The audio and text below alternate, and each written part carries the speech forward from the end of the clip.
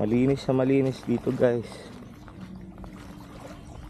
Sobrang clear ng tubig at napakapino ng buhangin. Hindi nga lang napapangalagaan kasi dapat nililinis din ng mga taga dito sa barangay. Dapat nililinis nila kasi maraming basura, lalo na yung mga lokal na nagiinom.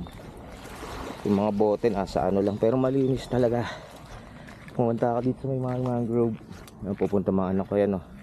Kita nyo na? Ayan ang ganda ng Camarines Norte. Maganda talaga dito sa Camarines Norte. Ilan lang pumupunta rito. Madalang. Kasi napupuntahan nila mga bandang Camarines Sur pag Bicol. Pero pag Camarines Norte talagang worth it.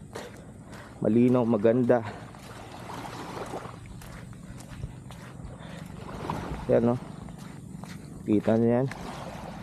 Talagang crystal clear yung tubig. Oh, nakikita nyo na yan, no?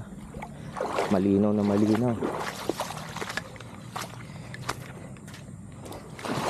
Dito mag-stay kami dito kasi maghahanap kami ng mga macroalgae.